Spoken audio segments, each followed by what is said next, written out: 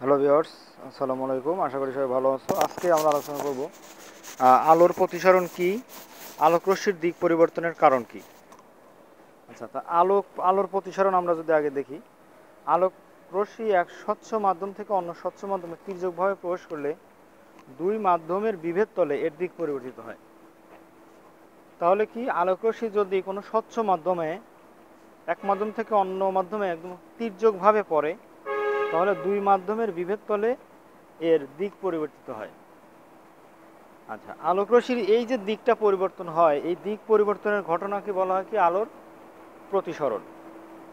আচ্ছা, এরপরে আমাদের দ্বিতীয় কোশ্চেন ছিল কি, আলোর রশ্মির দিক পরিবর্তনের কারণটা কি।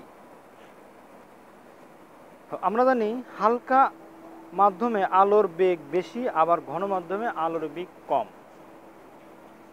তাহলে আমরা কি জানি যে হালকা মাধ্যমে আলোর বেগ বেশি আর ঘন মাধ্যমে আলোর বেগ কম।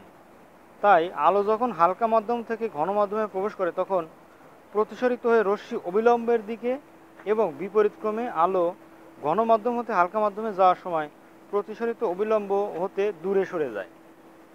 আলোর দ্রুত বা ধীরে চলা নির্ভর করে এই মাধ্যমের আলোকীয় ঘনত্বের উপর।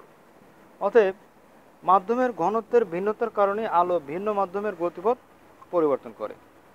তো বন্ধুরা, এই ছিল আজকের ভিডিও। আল্লাহ হাফেজ, আসসালামু আলাইকুম।